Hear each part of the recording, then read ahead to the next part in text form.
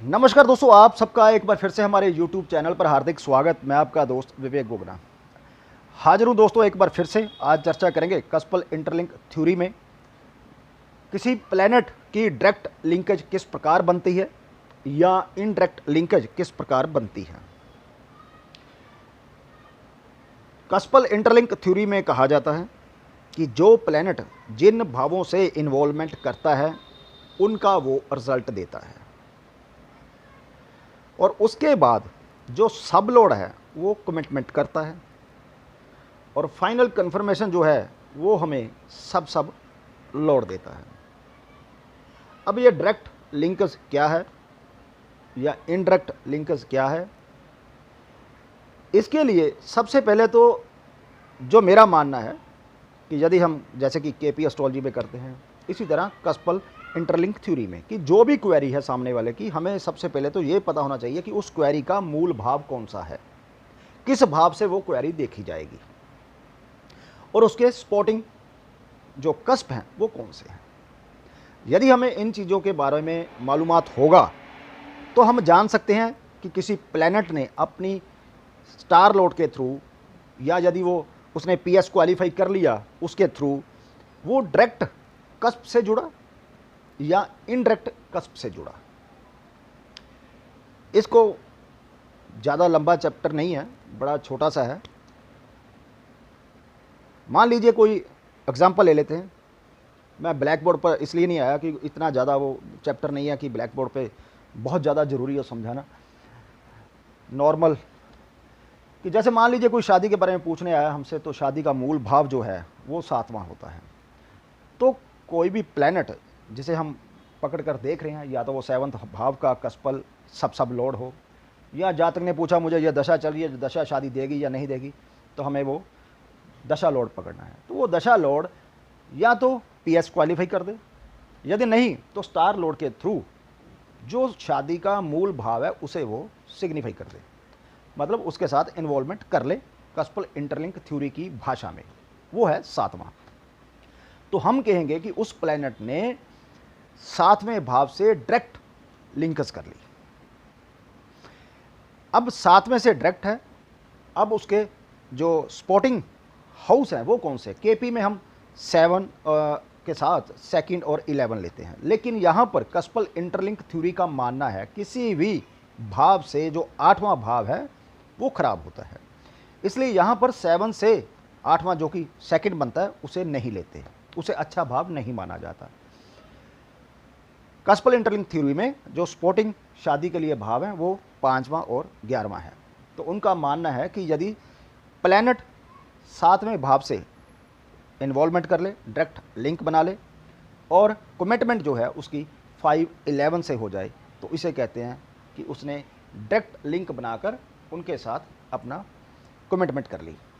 अब कई बार क्या होता है कि कैसे, ज़रूरी नहीं है कि वो 5 और 11 आए, ऐसा भी हो सकता है कि जो प्लैनेट है वो खुद पीएस क्वालिफाई कर जाए या नहीं, जिसे या स्टार के थ्रू 7 दे जाए और वो कमिटमेंट जो है 11 से कर दे, 7 दे जाए या कमिटमेंट जो है 5 से कर दे, 7 दे जाए या कमिटमेंट भी जो है 7 से कर दे। मतलब 5, 7, 11 से हमें कोई भी एक भाव चाहिए, और लास्ट कन्फर्मेशन जो है इन्हीं भावों में से कोई एक भाव हो जाए। अब इनडायरेक्ट लिंकेज किसे कहेंगे। इनडायरेक्ट लिंकेज उसे कहेंगे कि जो स्पॉटिंग भाव हैं वो पहले आ जाएं, मतलब प्लैनेट उनसे इन्वॉल्वमेंट कर ले कि शादी का देखना है किसी की, तो जो प्लैनेट है यदि वो पीएस क्वालिफाई करता है तब भी ठीक, नहीं करता तो स्टार के थ्रू यदि वो हमें 5 और 11 दे दे, और जो कमिटमेंट उसकी 7 से हो जाए, या जो उसकी इन्वॉल्वमेंट है वो 5 से हो जाए, कमिटमेंट जो है 7-11 से हो जाए, या जो उसकी इन्वॉल्वमेंट है वो 11 से हो जाए और कमिटमेंट जो है उसकी 5 और 7 से हो जाए। कहने का मतलब जो मूल भाव है वो डायरेक्ट लिंकस बनाता है, जो स्पॉटिंग भाव है वो इनडायरेक्ट लिंकस बनाते हैं।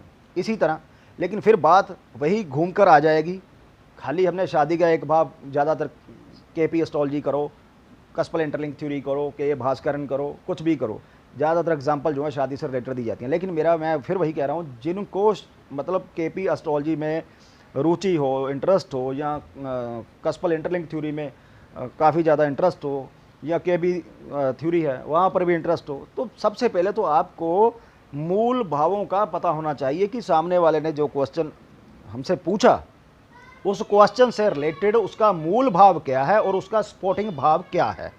अब मान लो किसी ने हमें पूछ लिया कि मेरी जो है नौकरी कब लगेगी। अब नौकरी के लिए जो मूल भाव है वो 6 है। अब नौकरी लगेगी तो उसके जो सपोर्टिंग भाव भी होंगे, सपोर्टिंग भाव उसका 2 और 10 है। इसी तरह मान लो किसी ने कहा जी मेरे पैसे रुके हुए हैं, पेमेंट नहीं आ रही, या पेमेंट कब आएगी, नॉर्मल क्वेश्चन, तो उसके लिए फिर वही कि 6, 2 और 11, वहाँ 10 नहीं आएगा। तो इस तरीके से मान लो किसी ने कहा जी मुझे जो इंश्योरेंस का पैसा क्लेम किया हुआ नहीं मिल रहा अभी, कब तक मिल जाएगा, तो अब इंश्योरेंस के लिए मूल भाव क्या हुआ, 8 हुआ, और सपोर्टिंग कस्प क्या हुए, 2 हुआ, 6 हुआ, 11 हुआ। तो कहने का मतलब जब तक हमें सपोर्टिंग और मूल भावों का नहीं पता होगा उस समय तक डायरेक्ट इनडायरेक्ट लिंकेज के बारे में नहीं पता होगा, और ना ही इससे आगे हम ज़्यादा बढ़ पाएंगे। इसी तरह मान लेते हैं कि किसी ने पूछा कि मैं फॉरेन सेटलमेंट का देखना है जी, तो फॉरेन सेटलमेंट के लिए 12 भाव है, वो मूल भाव होगा, और उसके सपोर्टिंग भाव 3 और 9 होंगे। तो कहने का मतलब जो प्लैनेट है वो हमें 12 दे जाए और उसकी जो कमिटमेंट है वो 3 और 9 से हो जाए, या वो इन्वॉल्वमेंट 3, 9 से कर ले और उसकी जो कमिटमेंट है वो 12 से कर ले। सो कहने का मतलब जब तक हमें किसी भी सामने वाला जो भी क्वेश्चन पूछता है उसके मूल भावों का नहीं पता, उसके सपोर्टिंग भावों का नहीं पता, तो हम ना तो केपी कर पाएंगे, ना कस्पल इंटरलिंक थ्योरी कर पाएंगे, ना हम केबी थ्योरी कर पाएंगे।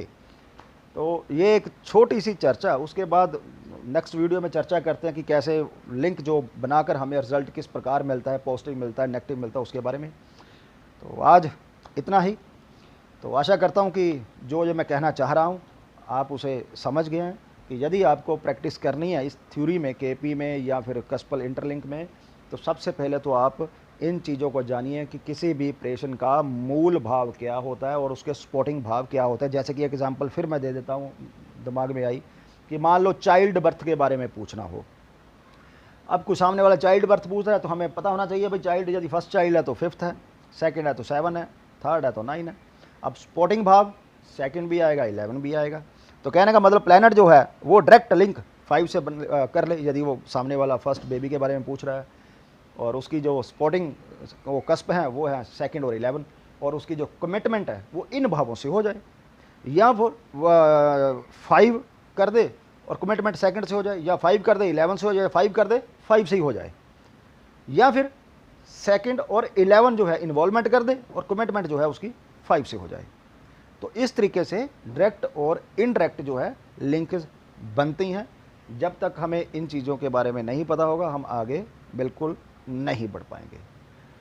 तो आशा करता हूँ ये छोटी सी चर्चा आपको अच्छी लगी तो वीडियो को प्लीज़ लाइक कीजिए, शेयर कीजिए। मिलते हैं एक और नई जानकारी को लेकर कस्पल इंटरलिंक थ्योरी के बारे में ही, या फिर वैदिक के बारे में, देखेंगे मूड क्या है।